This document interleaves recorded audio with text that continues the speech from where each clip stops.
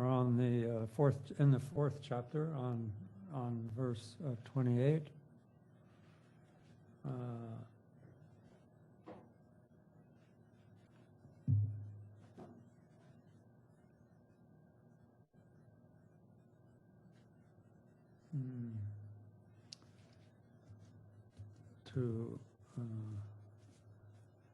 I'd like to just reiterate the previous two verses, because those are the sort of the, what do you call it, the trigger for the subsequent part of the chapter. So in the previous verses, it starts at the top, for it is if by chance that I've gained this state so hard to find wherein to help myself. So basically, all of the previous points in the chapter, starting out with reflecting on the precepts that are to be accomplished in order to instill heedfulness, carefulness, in order to be heedful of bodhicitta, the vows. Then we need to know what they are. So first is like admonition to accomplish the vows of bodhicitta, and then reflecting on the goal, reflecting on the working basis for achieving that goal, the reflection on the precious human birth, and reflecting on how long samsara is, how difficult it is to ascend, to come up in samsara, how difficult it is to get out of the painful states of samsara, and then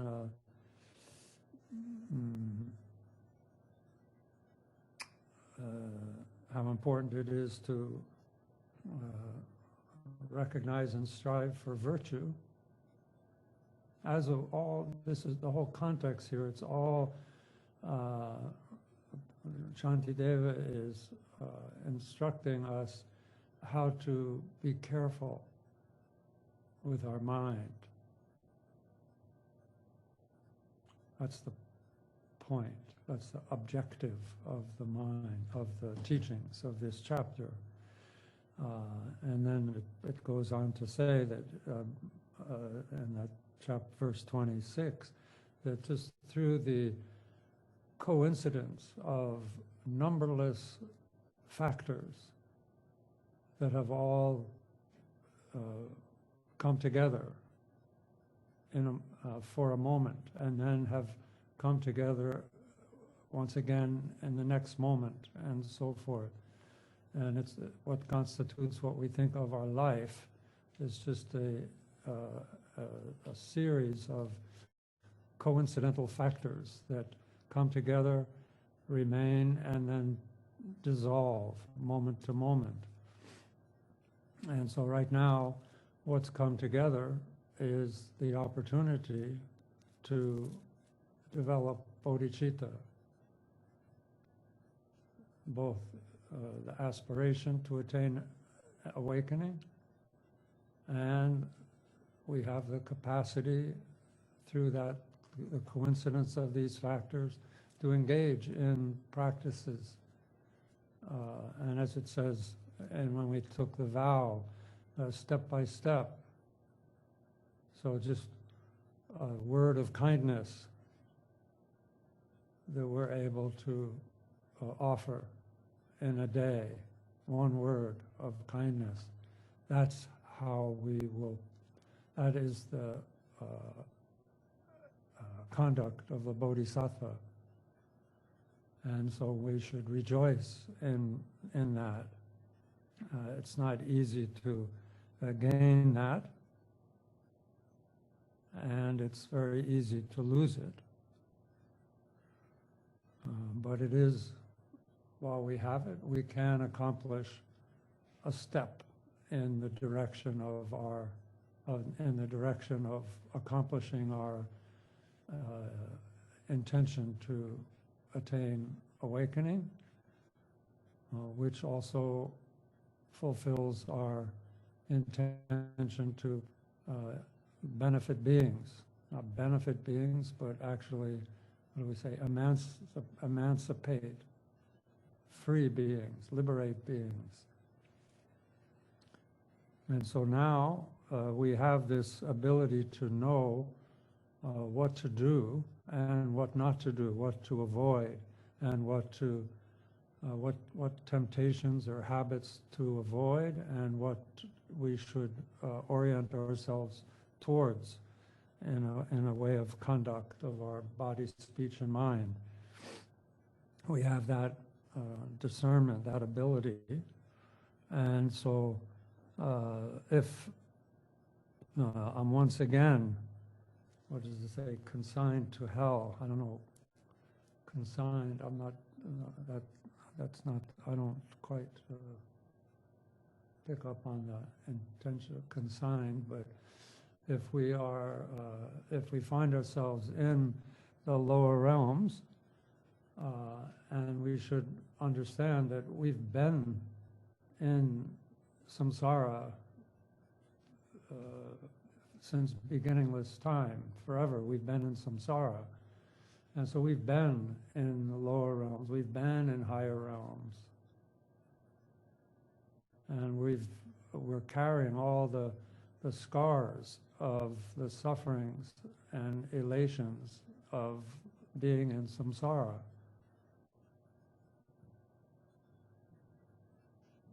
And so he goes on then to say, if that's the case, then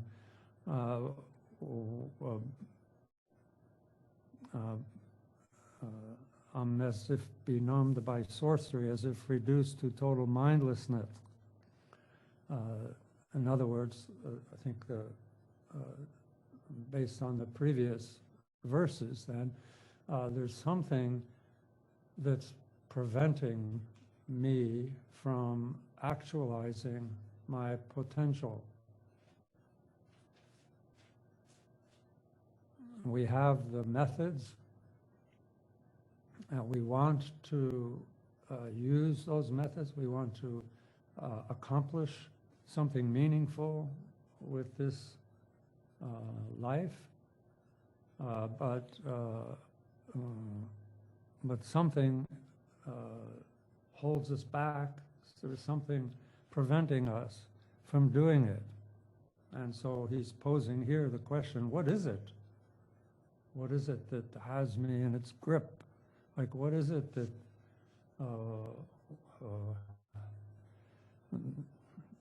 there must be someone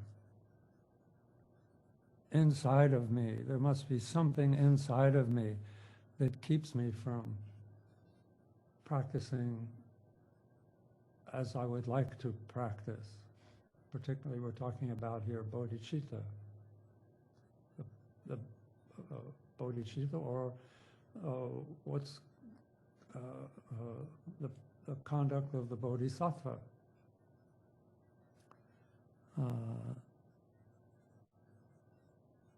There's something in me that's stubborn, or something. Anyway, that's the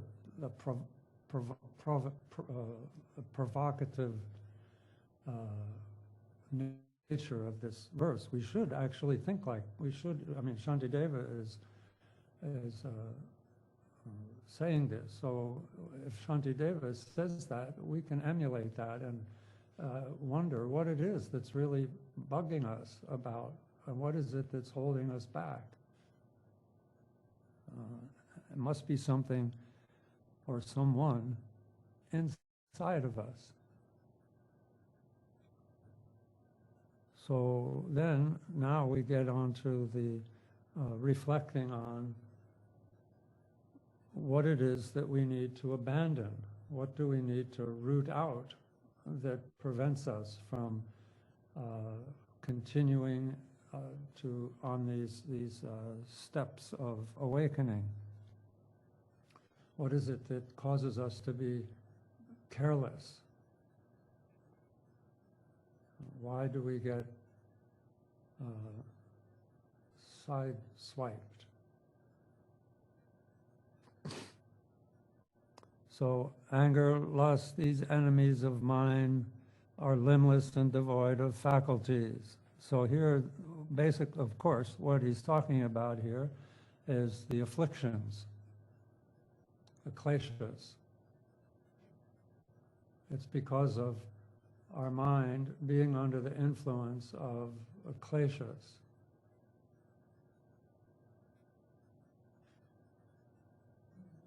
And if we've carried out these previous reflections that in this chapter, we should come to have some sense that the kleshas are not something that we should rely on, which very well may be our habit, possibly not knowing any alternative. But the kleshas, by reflecting on the harm done by the kleshas, we see that they are within us, they are inner, and they are not, they are acting like an enemy.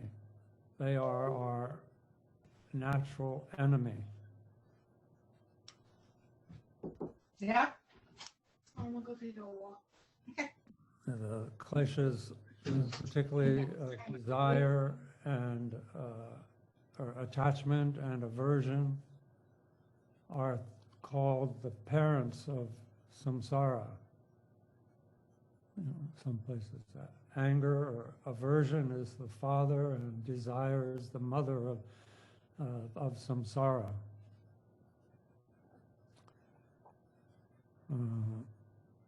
So it says they're limbless and devoid of faculties. They don't have real weapons.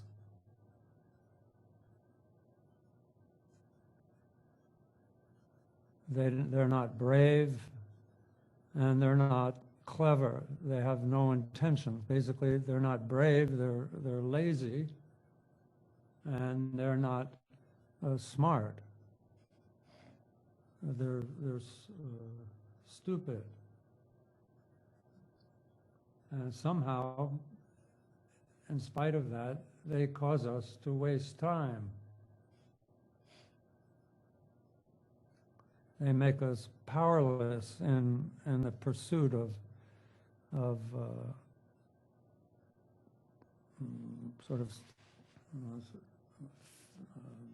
by feeding and indulging in our kleshas, our afflictions, we become powerless.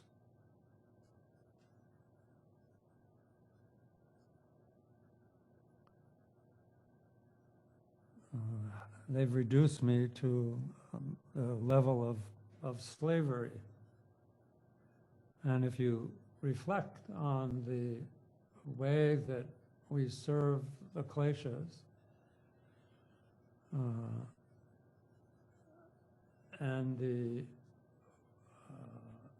as a parallel of being a slave, we can see why Shantideva says that how they've reduced me to such slavery. We endure all the sufferings of slavery through the power of the afflictions. And they dwell in my own mind, it says here. They dwell within our mind, as if we've invited them into our mind, as if they were guests, like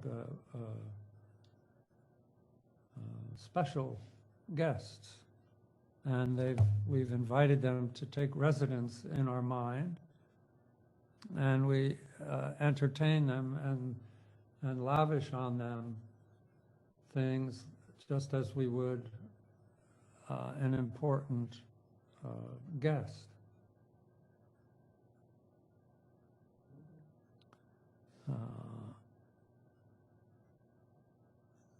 They dwell within my mind, and at their pleasure injure me. All this I suffer meekly, unresenting. We tolerate it. But they cause us suffering now, they cause us suffering on into the future, and we, as he says here, basically we put up with it, we're patient with it, and we put up with it wrongly. It's a wrong kind of patience, called perverted patience. All this I suffer meekly, unresenting. Thus my abject patience is all displaced, as our patience with our kleshas is misguided. So we should reflect in that way.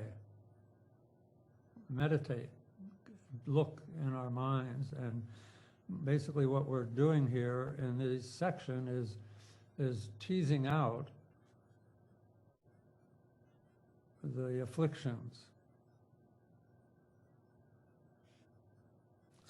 Teasing out, is that right? You know, we're separating, we're learning to recognize afflictions as being afflictions.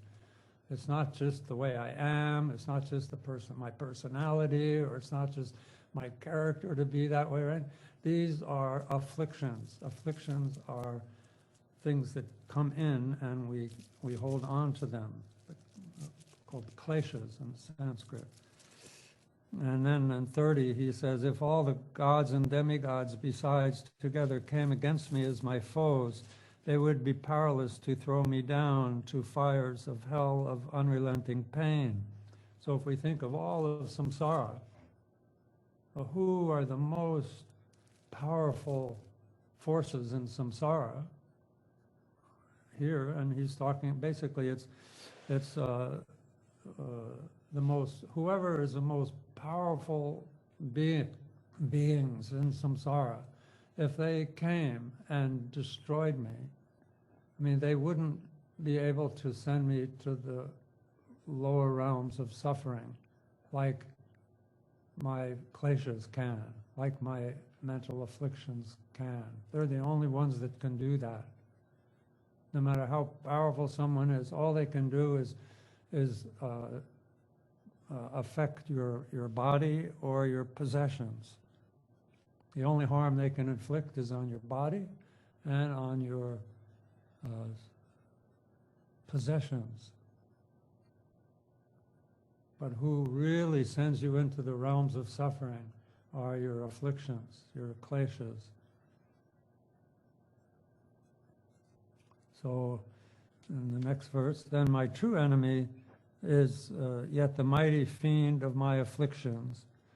In other words, my true enemy flings me in an instant headlong down to where the mighty Lord of mountains would be burned, his very ashes all consumed.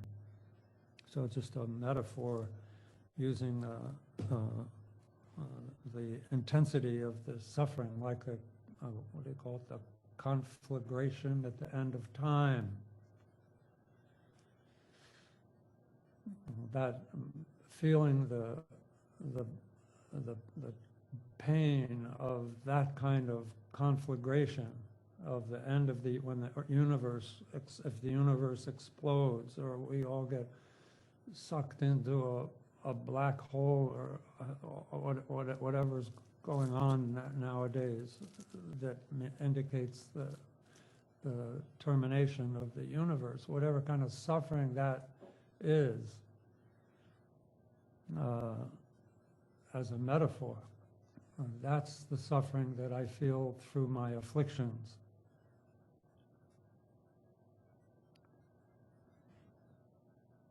So therefore, we must antidote them. To antidote them, we have to recognize them. We know that, klesha, there's the three fundamental afflictions of attachment, aversion, and ignorance. And then there's the 5 afflictions, the different categories of these afflictions, where it's attachment, aversion, ignorance, arrogance or pride, and envy and jealousy. These 5 afflictions. Sometimes you'll see affliction. Afflictions is kleshas means affliction. Sometimes we say emotional afflictions, but better it's just afflictions or mental afflictions. It's not emotions. I don't know. And of course, we can just understand. Yes, we're afflicted by attachment, aversion, stupidity, pride, and jealousy, and but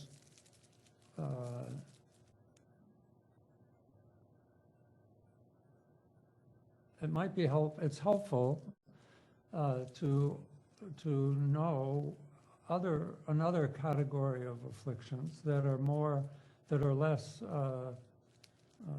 I don't want to say abstract, because those 5 mental afflictions are quite, that is the dominant theme of our afflictions. And of course, we should also understand that there would be no afflictions if we had wisdom. That is to say, if we, at the point of recognizing our own true nature, there are no afflictions. And if there is no affliction, then there is no karma.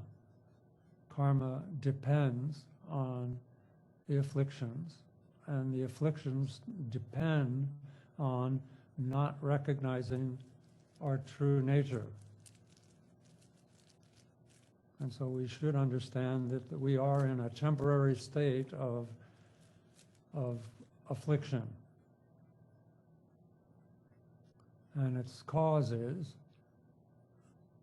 lack of recognizing our true nature.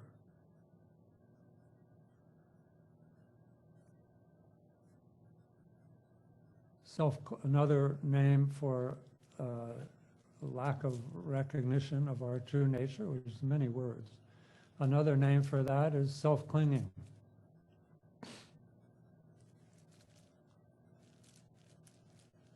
Self-clinging. Because of self-clinging, then there is afflictions. Then there are these what are called secondary afflictions,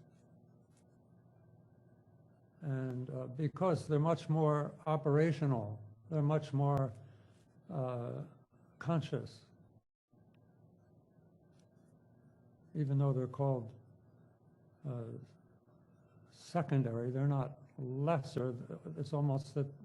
Anyway, I'm going to read them out to you, just as a kind of in a message kind of way, and then there's 20 of them. That's why I'm what do you call it? Predicting. I'm telling you to just hear these, and then you can go back and look at the tape or listen to the video. The tape. That's not a tape, is it? Okay. You can listen, watch the what is it? The video. Yeah. It's recording. Huh? Recording. Yeah, you can go recording a general way, tape or not, whatever it is. Recording, general word.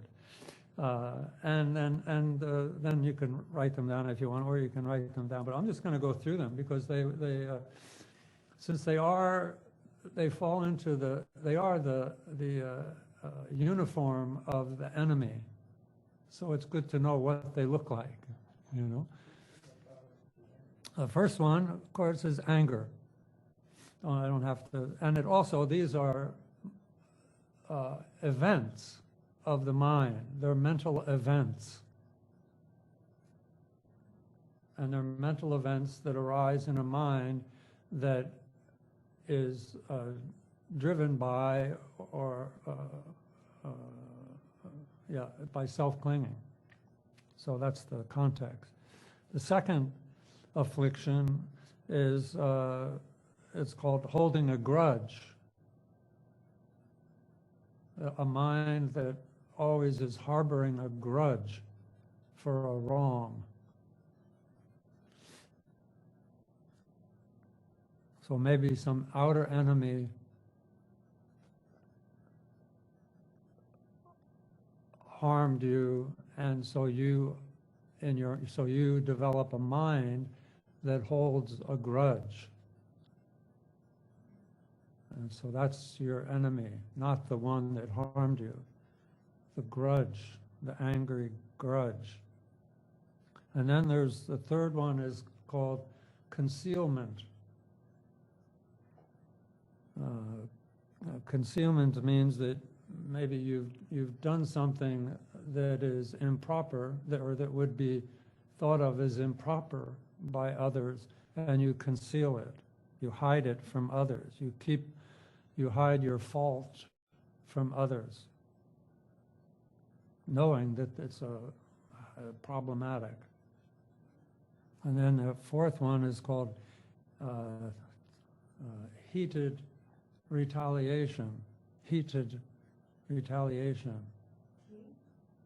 Heated, hot. It's burning with anger, and usually it's associated with its expression, which is words. Words. Words. You know how people get burned up with, you explode with anger, and then you express words. That klesha, the mental klesha.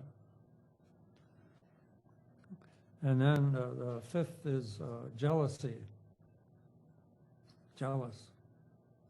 And then the sixth is miserliness, miserly. A mind that can't give, a mind that can't give.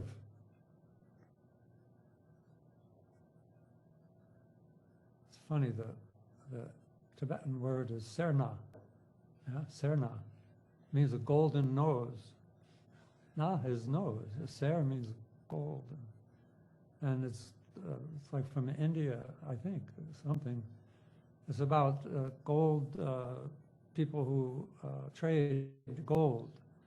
How, their fingers get gold colored, and then they touch, they touch their nose. Some kind of a thing like, if you scratch your nose, then you have gold nose, and so you can. The people who like hold on to the gold. Anyway, that's beside the point. Miserliness. It's a mental event that prevents you from being generous.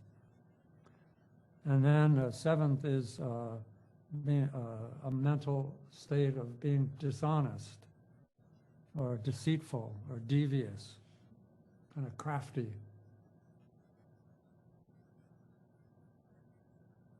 And then the not deceitful. Deceit is the next one. This one more is devious. Deception here means the eighth one, the next one. Deceit here, it's a specific kind of deceit that is with, it's like with pretense. With pretense. Basically, it's the deception of an imposter or a fraud, where you have a mind that projects the deception of you thinking that you're someone that you're not.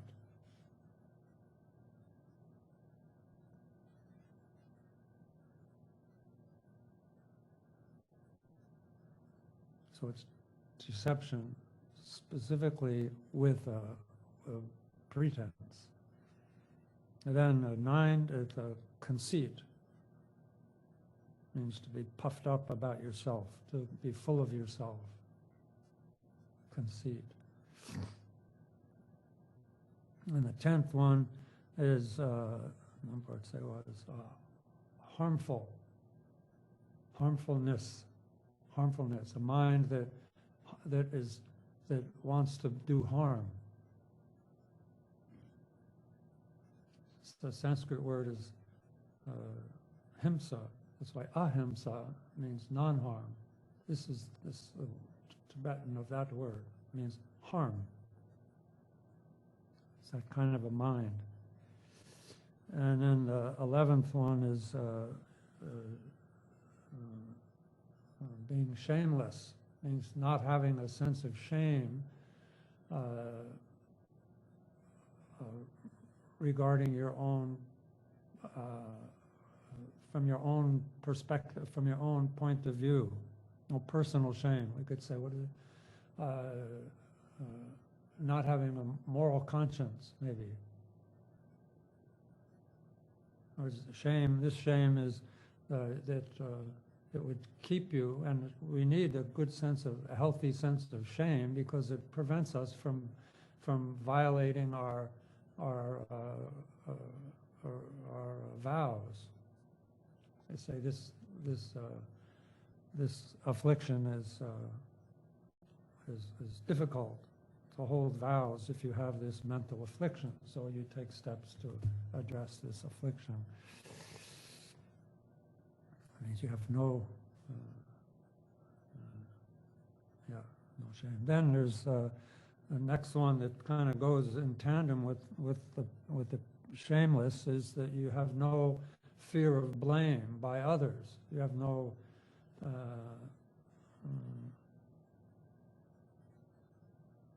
it's almost like a shame in front of others. If you have these two things, if you have this feeling of personal shame or shame, then even if you're by yourself, you wouldn't do something if you knew it was a violation of your vows or was a negative action, even if you were by yourself. The second one is you wouldn't do something because you feel sensitive about how others would feel. So it's that kind of fear of being accused or blamed by others for something you did. So that's a mind that's shameless, or a mind that has no fear of being blamed. Then that's a problem. Those are afflictions. The 13th one is dullness, being dull, or it's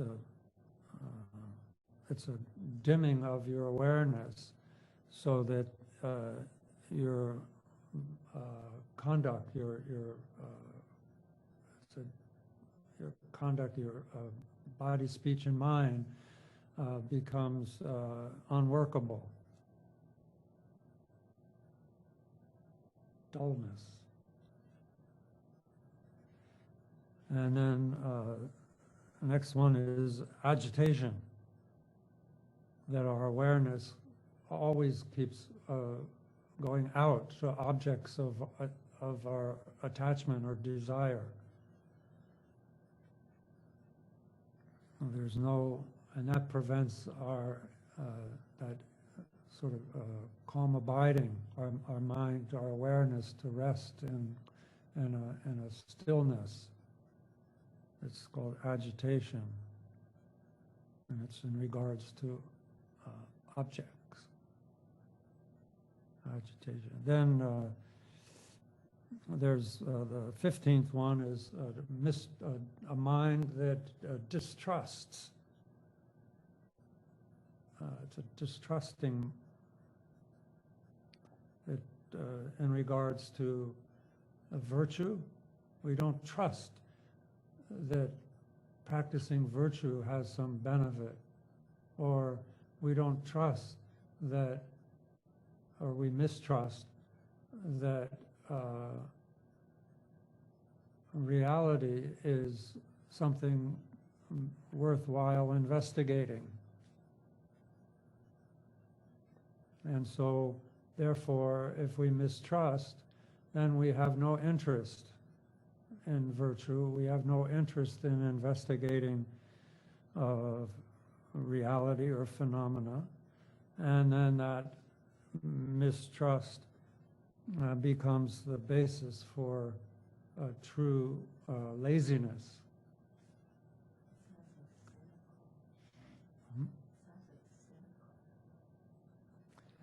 The next one is laziness.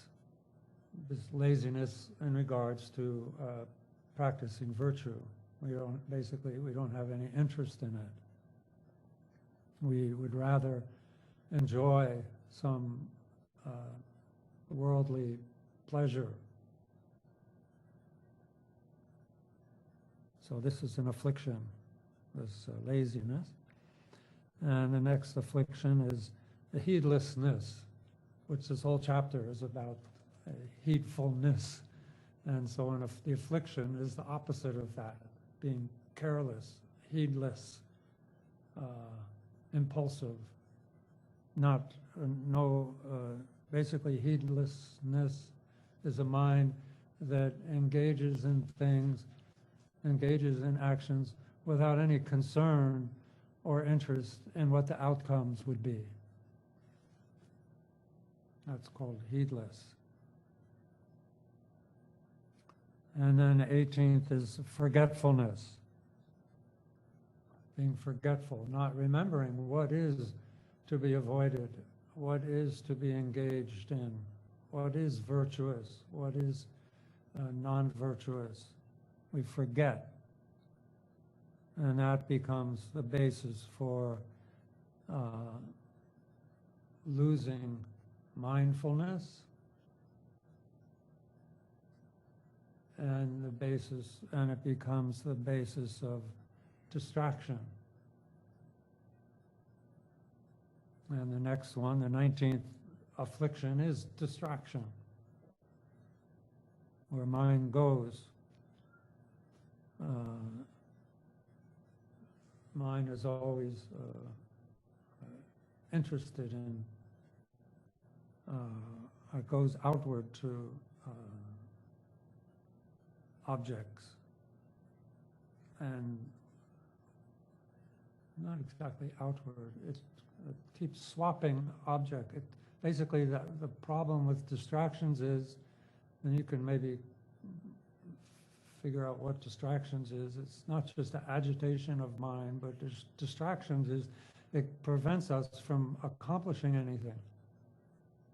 We do something, we get distracted, and then we get distracted. That kind of thing. We don't accomplish anything worthwhile. And then the 20th one is unalertness, not being alert, not being. Here alertness means introspection. It's a lack of introspection, which prevents our prajna, our knowing, the knowing quality of our mind. It prevents it from seeing what to avoid and what the pitfalls of physical, verbal, and mental actions are, and what the advantages of the same are. That introspection becomes prevented, or a lack of introspection prevents our mind from knowing that. Introspection is the content of the next chapter, by the way. And the next chapter is called Introspection, and it's got over 100 verses. So it's a big deal, introspection. Okay, so anyway, I did that. So that's my those are the, I think those are the very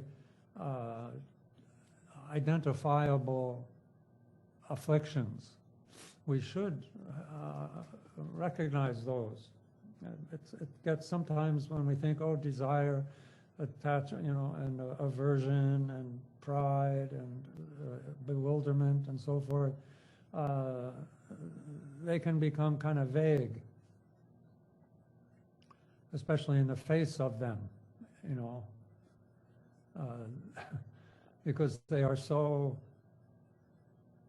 us, they're so me, that there's no isolatable target.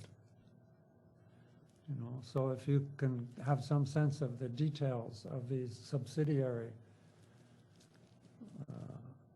ones, what I would think of them as the more obvious mental events. The point is to kind of separate. By knowing them, then already you begin to see them as objects, and you as the subject, rather than just me and my kleshas, the synonymous. So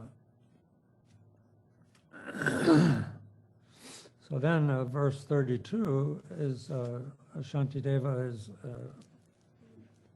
saying how we should reflect on how long the duration of these afflictions have dwelt in our minds. O my enemy, afflictive passion, endless and beginningless companion. In other words, as long as there's been samsara, there's been afflictions, because samsara is the child of the afflictions. And so as samsara is beginningless, then the afflictions have been beginninglessly my enemy.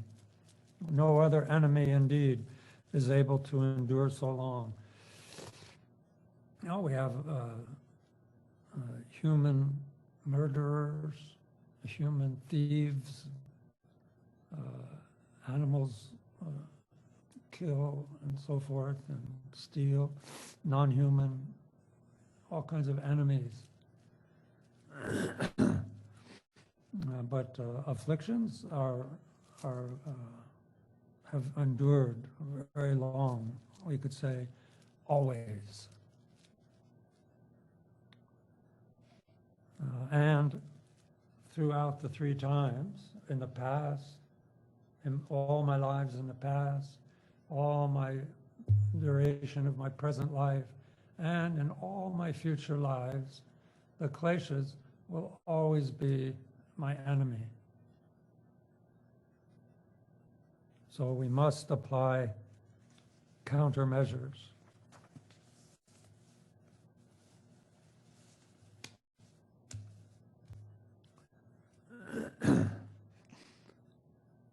And so then the next section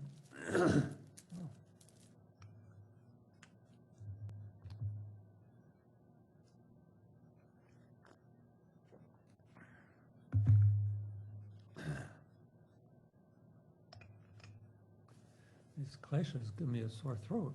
Really bad. So then the next section is reflecting on the difficulties of relying on the afflictions, which is, we need to reflect in such a way that we can, again, overcome them. So he says, all other foes that I appease and wait upon will show me favors, give me every aid.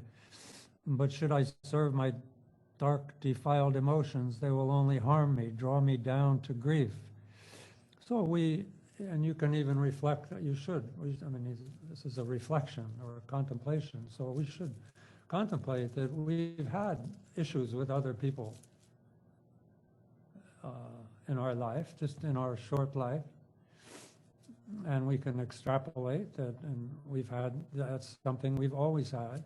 But if we, whether it happens in kindergarten or in, preschool or elementary school or what's the other ones, middle school, high school, college, work, work sites. I'm sure everyone, when I say work sites issues, that's one of my most common complaints, so to speak. Like, I love my job, but I can't deal with the people. I can't deal with either the ones above you, the ones below you, or the ones, your co-workers ones. But we have, through various ways, worked things out. And we can, a lot of people, meet someone and they just can't stand them. And time goes by and they end up marrying them and having a happy life. When you meet people halfway or you have some sharing or some kind of a relationship with someone, then enemies become friends. So we can compromise, work together with our ordinary people we may struggle with, or pets, like house training a pet. So apparently is very frustrating and stuff. But then they're house trained, and then they're so easy to get along with. You have a constant affection for them. Even they have the accident now and then, and you feel sorry for them. You know that they felt embarrassed or something, because you've gone through it with them. So are ordinary. So it's like that. So that's what that means there. But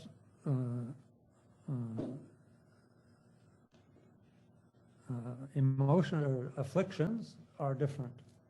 Afflictions, we can't have that kind of relationship with our afflictions. As long as we have self-clinging and those afflictions are there, we need to recognize them and antidote them. It's essential to find them when they arise, understand that they're impermanent, and then antidote them with the practice of bodhicitta, which is the whole point here, is carefulness, not make them your friend, like that Tibetan, what is it, not a proverb, it's a Tibetan concept. It's like a Tibetan concept, they think, or not a concept, like a myth, or what do you call it, urban legend or superstition, that if you feed a poisonous snake milk, or the more milk you feed a snake, the more venom it will produce.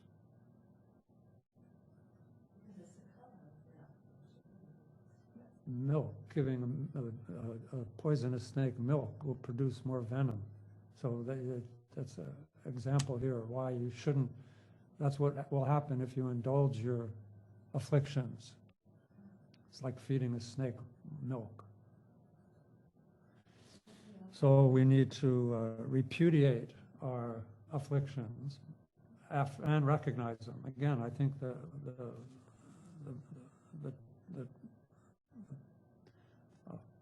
carefulness pivots on or hinges on recognition, recognizing our afflictions as afflictions. If thus my ancient and unceasing foes, the wellspring only of my growing pain, can lodge so safe within my heart, how can I live so blithe and fearless in this wheel of life? So our ancient and unceasing foes, this indicates how our afflictions are always, they're naturally against us. They naturally harm us. They're our natural enemy. And there's no And they are what produce. It's only them that produce my growing pain. Growing pain meaning that pain will evolve and will continue on into the future. And the source of that pain is my afflictions.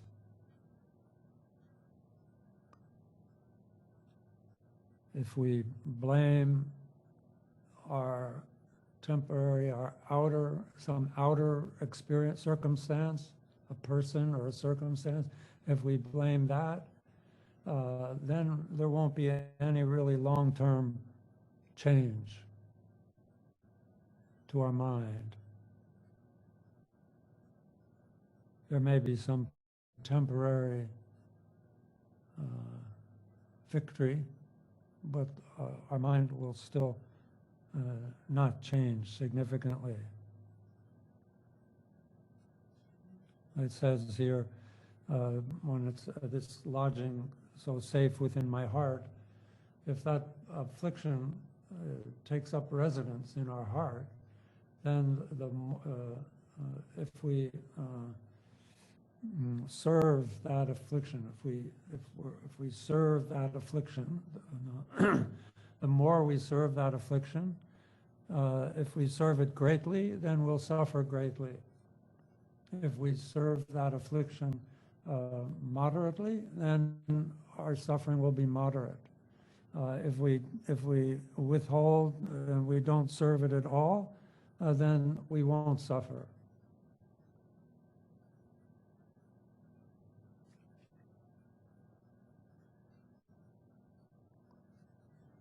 So that the key point here is not to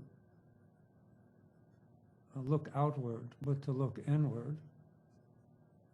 The key point here is to identify the kleshas as being the cause of suffering.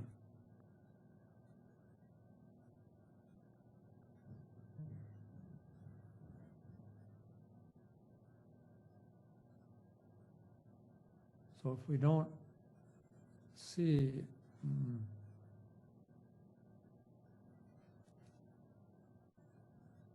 yeah, like that, okay, and that's it.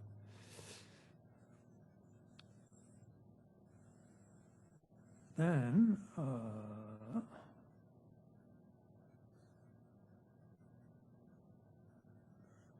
along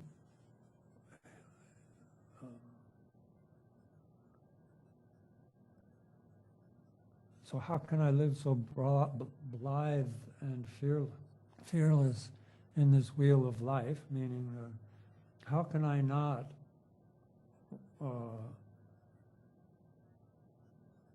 think the idea here is that we should have and I always have to qualify these kind of words, like we should have a healthy fear of samsara, you know. When we have a fear of samsara, there's a power that derives from that. Sometimes we think anything to do with fear means that we're weakening ourselves. But we shouldn't. We should have a sense of that samsara is something to be worried about, for ourselves. Impermanence, everything, all the advantages and all the opportunities that we have to just slowly move inch by inch, step by step on the Bodhisattva path, all those opportunities can be wiped out instantly. That's just the nature of samsara, the impermanent nature of things. So we should understand that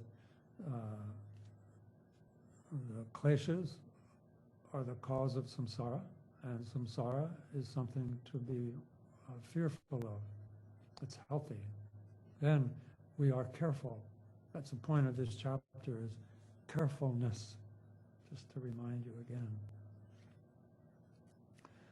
So these are all points of reflection on that. As far as the future goes, by future I mean the more we tread the path of kindness, small acts of kindness, small glimpses of non-self, developing wisdom, doing a study, reflection, meditation, and so forth, as we move step by step through that process, then there's the bodhisattva in a little bit truer sense of the word, not in a little bit truer sense of the word, but when we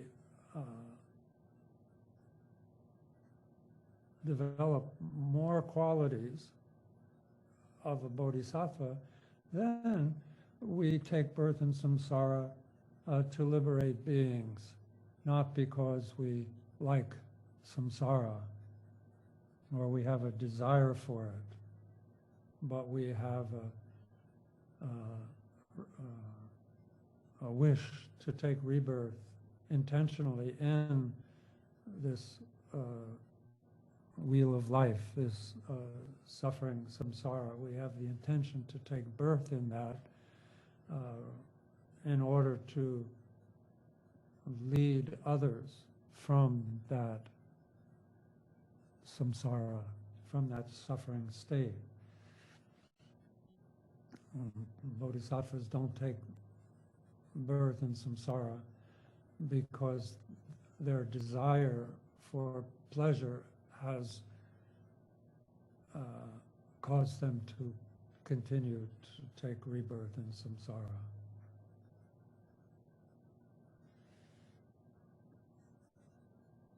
They have the aspiration and the means, and have a glimpse of the mind of Buddha,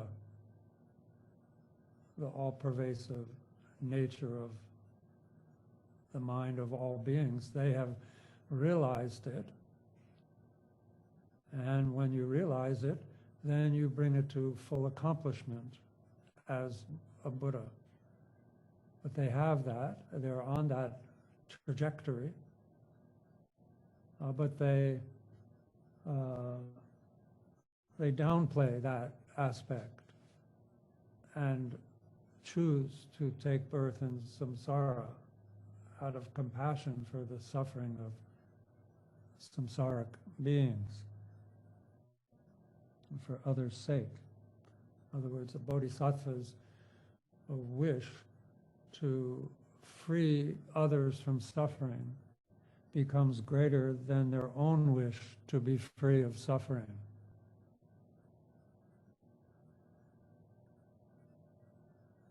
At a certain point.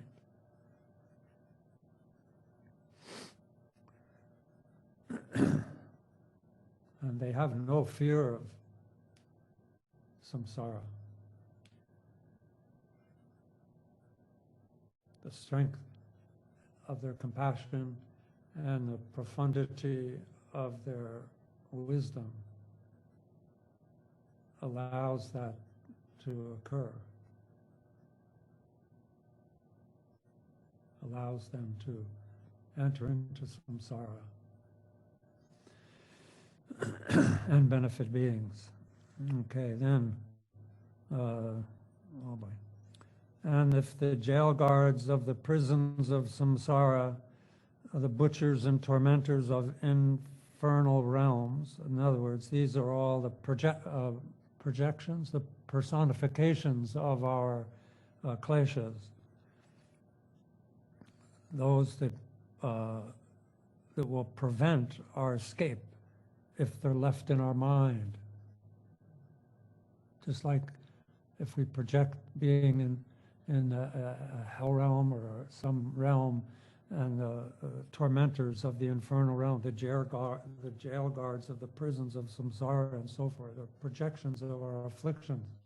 So it's our afflictions that they prevent our escape in that sense, and they, if they're left in our mind.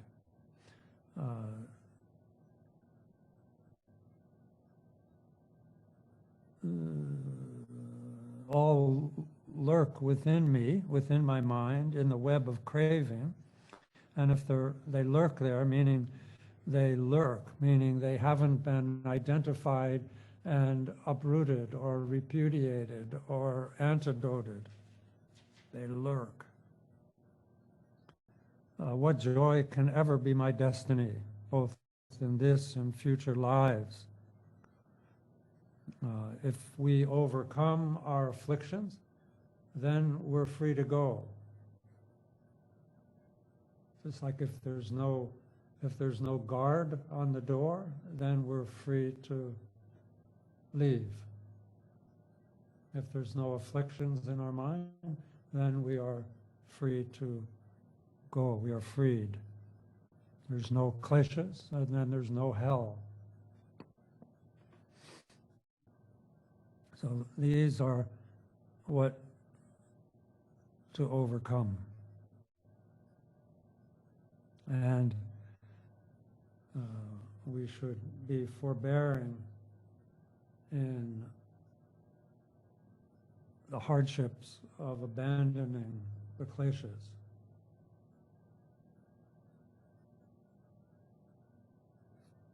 I will not leave the fight until before my eyes these enemies of mine are all destroyed. So by antidoting and recognizing, it's difficult to recognize when they are arising. These are in some, what is it, Lojong, or some in the the Eightfold Noble Path teaching that says that it is difficult to recognize them, or the difficulties of the path. It's difficult to recognize the kleshas when they arise. It's difficult to antidote them, to make them go away, or to destroy them, or enemies destroy them. And it's also difficult to keep them from coming back again, because of our habit.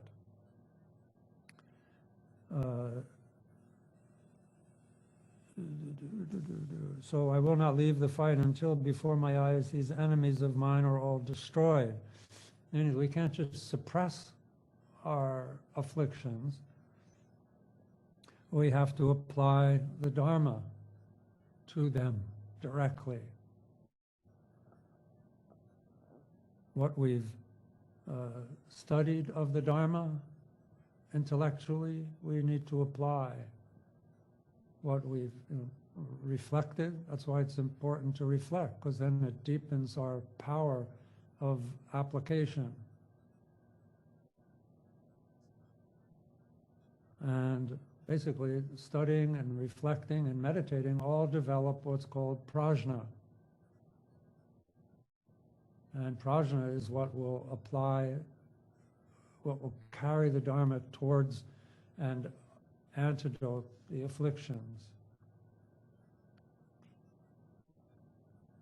Applying the Dharma of the truth of non-self. Just like if we're miserly and we practice generosity with the intention to destroy our miserliness, seeing that it's an affliction, then it will do that.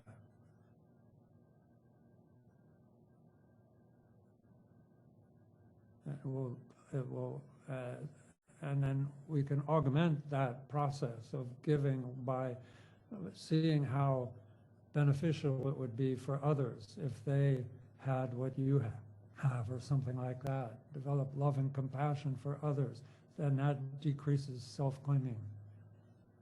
And then generosity on top of that, again and again, you're piling the Dharma on to your affliction.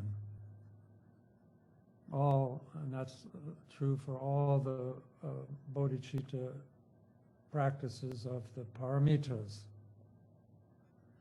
And that's how they're destroyed, not just suppressed, or you haven't just sort of sidestepped them temporarily.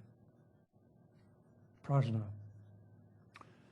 For if aroused, okay, now that the second two lines here are this simile that goes a couple of stanzas here, and it has to do with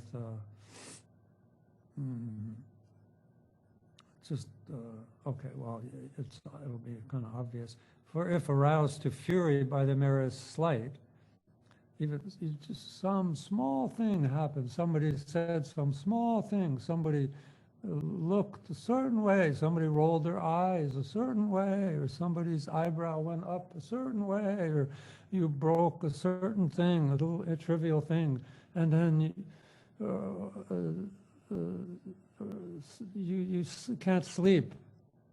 You're on the Ferris wheel going around and around in hundreds and hundreds of different, slightly different ways, but always just around and around and around. It aroused to fury by the merest slight, incapable of sleep until the scores are settled. Proud but wretched rivals, in other words, those who are the object of our suffering, destined all to suffer when they die. In other words, everybody's going to die anyway. They don't need to be defeated by you in order to die. Without doing any battle, they'll die anyway. So they're destined to suffer when they die because of the little slight they did to you. So Baba then will draw the battle lines and do their best to win, and careless of the pain of cut and thrust, will stand their ground, refusing to give way. So just to compare that vigor for just the slightest little thing, then no need to say that I will not lose heart. I won't be shy or meek or scared or uninspired, regardless of the hardships of the fray. The fray here meaning the difficulty of antidoting the afflictions. I won't be meek or discouraged or think, oh, I tried this before and it didn't work. That's being meek and discouraged. Just because the kleshas are still there, you become afraid or uninspired. You won't be that way. From this day forth, he says, I'll strive to crush these foes whose very nature is to bring me pain. Whose very nature is to bring me pain. Just like it's the nature of fire to burn you. Heat is the nature of fire. Kleshas,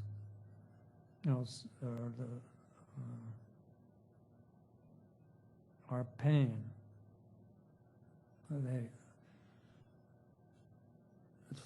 It's their nature to give me pain. There's nothing extraordinary or out of the ordinary about the suffering that follows indulging in the kleshas.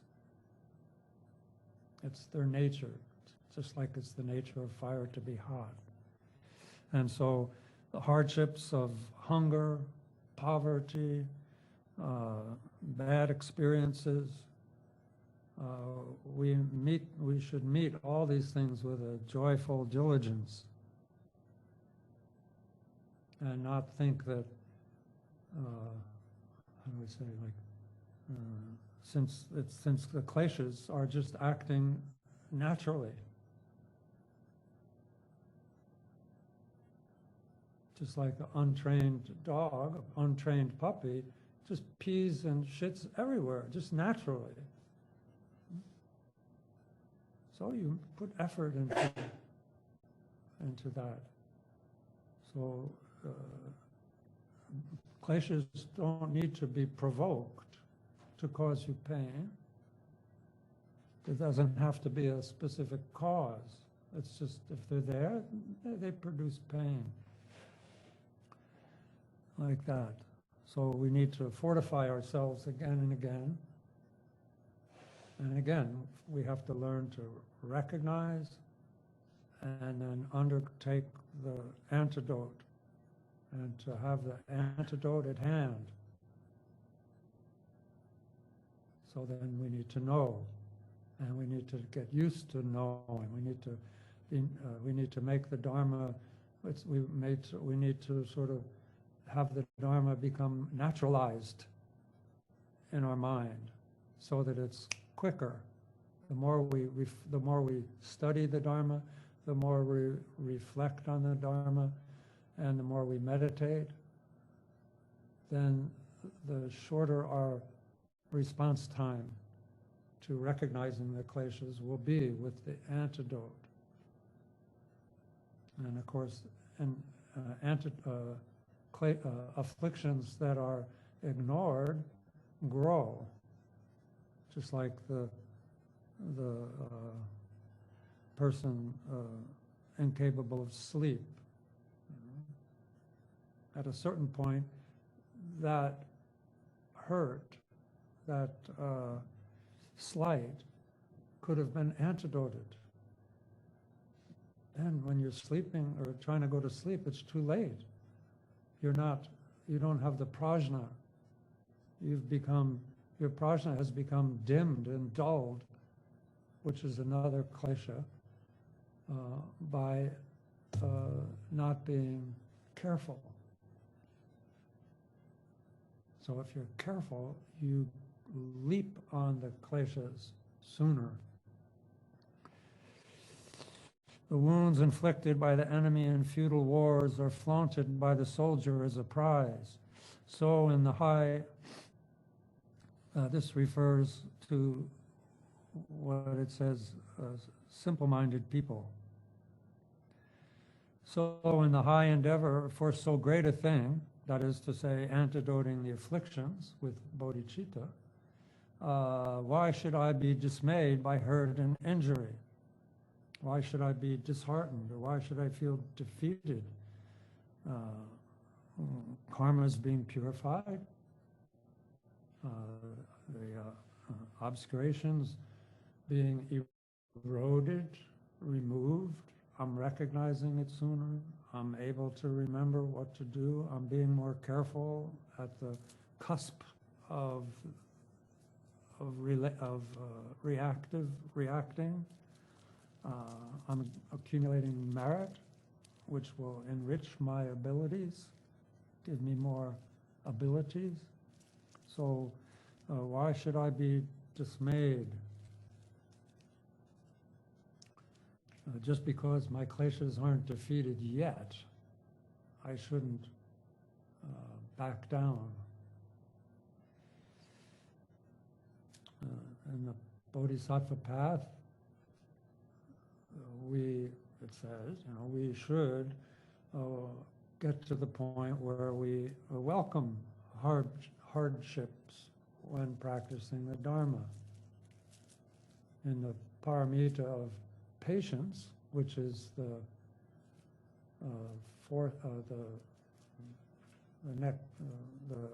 chapter after next, there's three kinds of patience. One patience is patience with the profundity of meditation experiences of emptiness. You have to be patient with that. People not to be afraid. Not to be afraid that there's some implication to emptiness that makes you afraid. So it's called patience in the face of the profound.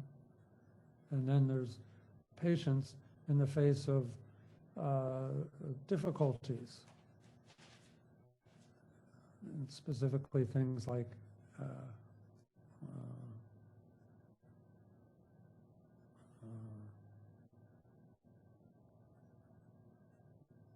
the world.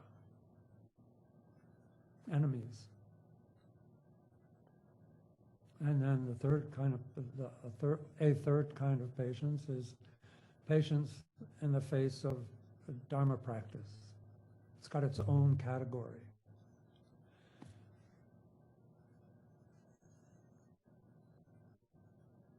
So,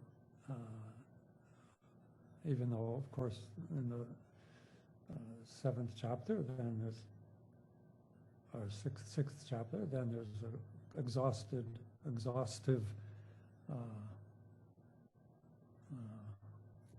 exposition of patience. That's over 130 verses.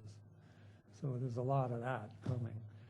So not to, this is a prequel, but there's the practice of Dharma takes fortitude, takes forbearance. And we, yes.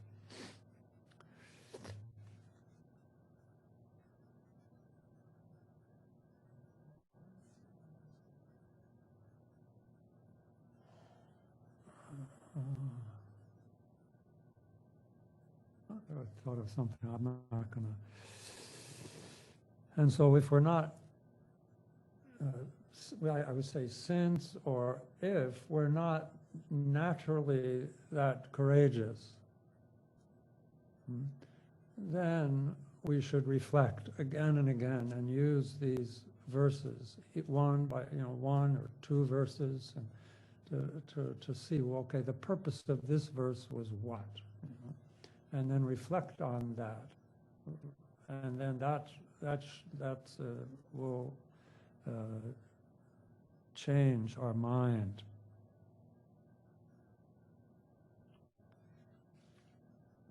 When fishers, butchers, so fisher people, fishers and people who fish. I've never seen fishers before. Fishermen, we say, fisher people. Fishers, I guess that's a very non-gender, that's better, fishers. It's a non-gender word. I didn't realize that. I thought it was some Shakespearean thing or something. But when fishers, I like that. Fishers, butchers, farmers, and the like, intending just to gain their livelihood, suffer all the miseries of heat and cold. Yeah, okay, that is clear. People, all these see pictures of people like in, maybe you're someone who takes subways and buses, and they wait in the rain and the snow before the sun comes up. They're waiting for public transportation or buses, or they're stuck in traffic, sucking fumes for hours in the morning, hours in the evening to go back and forth to work. All that suffering, like that. So it's not, you don't have to be this is kind of the working caste, the Indian kind of caste of people, the lower people, like who butchers and farmers and fishers. They get bruised up, their hands are cut, and all people, just to gain livelihood. And all that, why? For being's happiness, and not just temporary happiness. Maybe everyone works hard to support the family they created. But here we're talking about temporary and ultimate happiness. The happiness of the unchanging happiness of realizing the nature of non-self. Then for that kind of happiness, why, for beings happiness like that, should those like me not bear the same? We're striving for the enlightenment of all beings. Why should it be any different for me? Why should I be weak? Not exactly why should I be weak, but I'm going to suffer.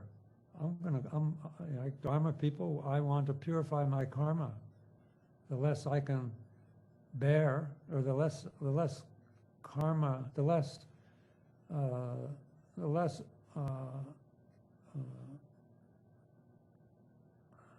see, the less karma that I carry that hasn't matured yet, if I can lessen the karma that hasn't matured yet, then the more benefit I'll be. I won't be out in the middle of the ocean trying to save people, and I've got 2 bricks on my feet pulling me down. I need to off. I need to be relieved of my karma. I need to gather and accumulate capacity and ability, merit. So if that's my job, then I'll strive for that. When I pledged myself to free from their afflictions beings who abide in every region, stretching to the limits of the sky, I was myself not free from such defilements.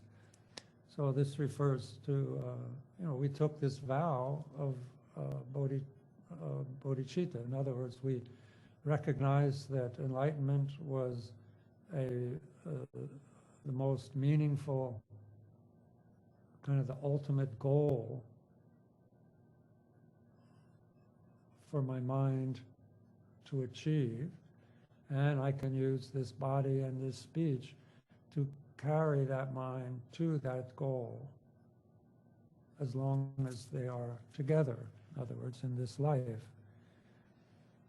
So even though I took that vow, I myself was pretty loaded with defilements. So to speak like that, not knowing my capacity, were these not truly but a madman's word?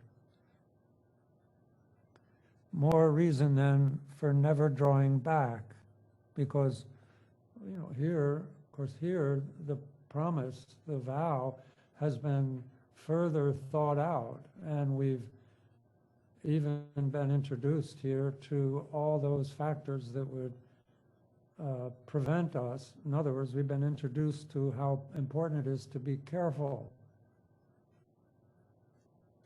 And so if we know how to be careful in preserving the integrity of that vow,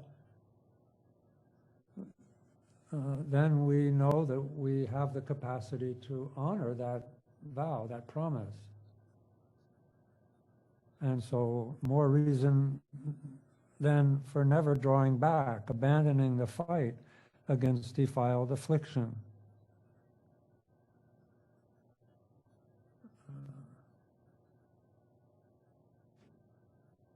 When we,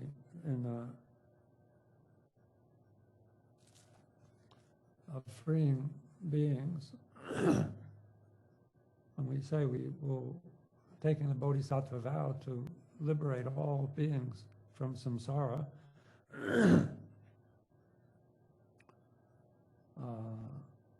there are those in the lower realms of suffering, meaning you'd say lower realms, or there are those beings in the realms of greatest suffering, the most unmitigated, the experience of the effect of unmitigated anger, desire, greed, and stupidity, where there's very little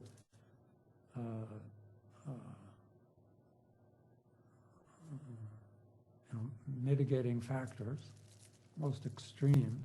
Like a human realm, we get a glimmer of a taste of that.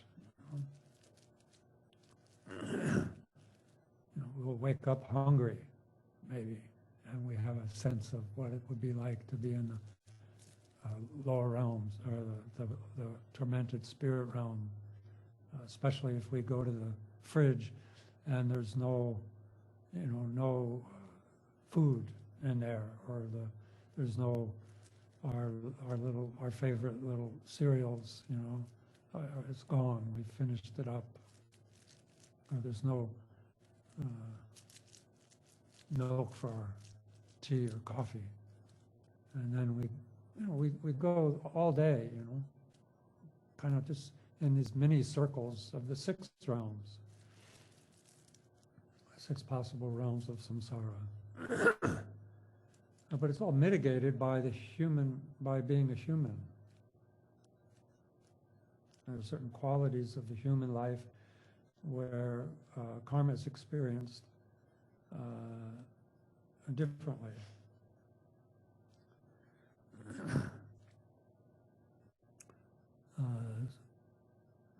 What was I? So these 3 lower realms, freeing those beings from the lower realms is from the point of view of the first noble truth, of the truth of suffering. The higher realms, or the realms of less suffering, so the human realm and the divine realms, the God realms, or divine realms,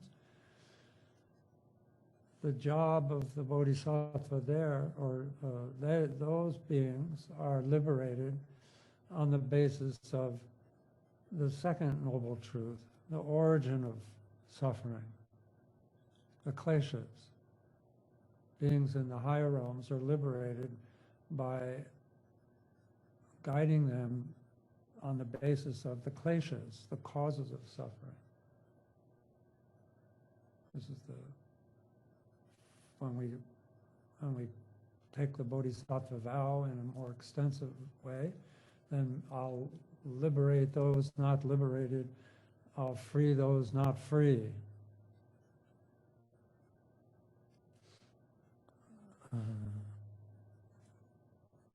And I will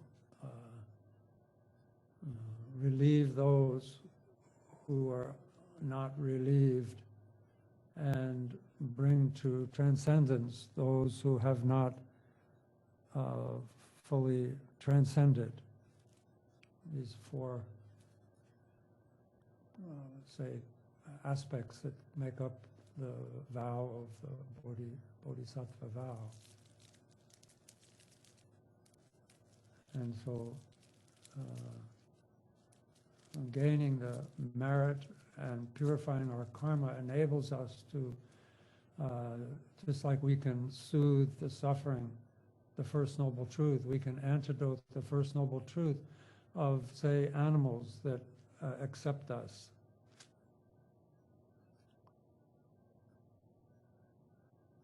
And the more merit we have, then the more we can antidote the suffering of the lower realms of suffering. And to fulfill that vow of the suffering, free those who are not free, and then liberate those who are not liberated, refers to liberating beings from the kleshas, those who we can have a relationship with because of they're not suffering, but they are involved in the causes of suffering. The kleshas, pride, jealousy, envy, desire, impatience, and so forth. We can address those to be liberated on the basis of the cause of suffering. I don't know if this makes sense to you, but anyway, this is. And then there's the ukyung, those who liberate. We take the vow to liberate the Shravakayana and Pratyeka Buddha, the Shravakas and the Pratyeka Buddhas, those who have attained a state of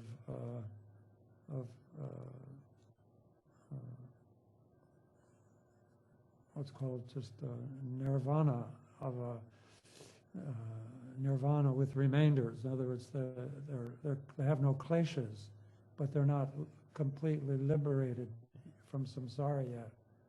They're just in the, they're freed from kleshas. And we don't have to free them from kleshas anymore. Matter of fact, there's even one, Karma Chakme, in one of his manuals, talks about the Buddha, or one Buddha has created a pure land for arhats, so that they can develop in such a way that they will be able to go into samsara by choice again, because they can't go into samsara. They have no kleshas and they have no aspiration to go into samsara. Their whole thrust as a practitioner has been to become free of the causes of suffering, and they achieve that through the practice of the sacred path of the Dharma, but it's not considered from the greater scope of the Mahayana path. They need to be, it's called, this is expression, it's basically this uknung, that means they need to take a breath. We need to breathe a breath into them so that they can see that there's still something to do, that their path is not over, and inspire them to work for the benefit of all beings, liberation, like this. And even from the Bodhisattva path point of view, then we develop the capacity to liberate other bodhisattvas who haven't fully achieved Buddhahood. We can actually lead bodhisattvas from the bodhisattva path to Buddhahood. This is all part of having taken this bodhisattva vow.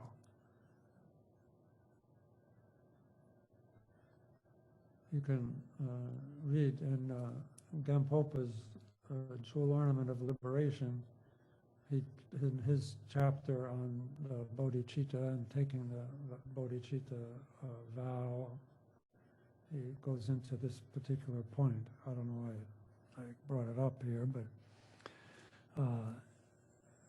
in any case,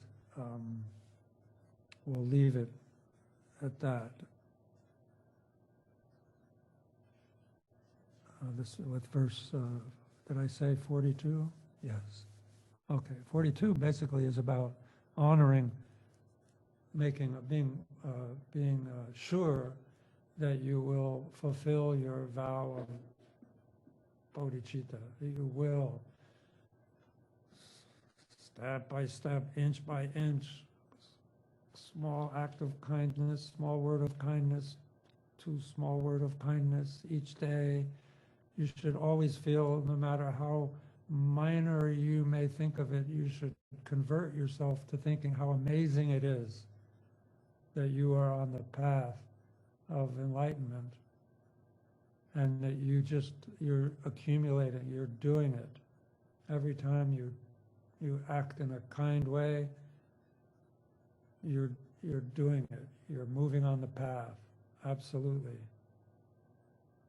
Never denigrate your your good acts, because you've already established on some level in your mind your intention to reach Buddhahood.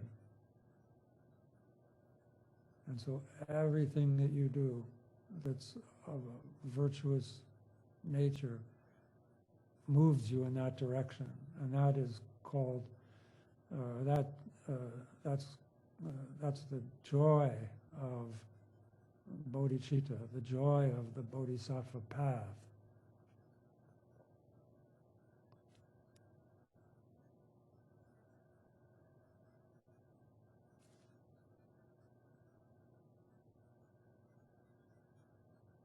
And that's why at the end of the third chapter, we invite everyone, all the gods, demigods, humans, the demons, everyone, hey, rejoice.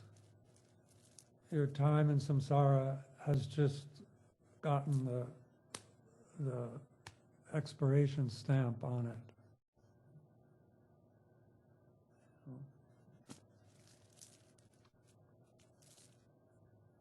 So always have that scope, and then you do, like he says, the scope is very grand and vast, beyond your capacity, granted. Your aspirations are way over the top, and that's appropriate. And then our actions should be done in a very humble way. There's nothing dramatic or theatrical about bodhisattva conduct.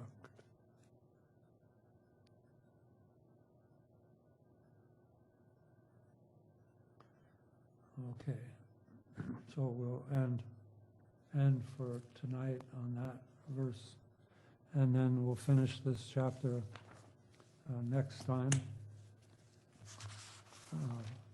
Definitely. Next verses are how to discard. There's only five or six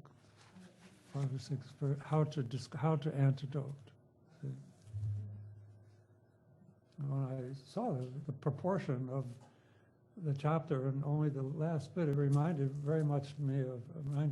me very much of Chakta Rinpoche, how he would say, we would always ask, well, how do you do this? Or how do you visualize? What is this? How do, what's the mechanic? How does that and everything? And he always sort of said, oh, that's nothing. Why? That's the thing. And he thought 90% of teaching would be on why. Motivation, all the points of bodhicitta practice. That's why. Then how to do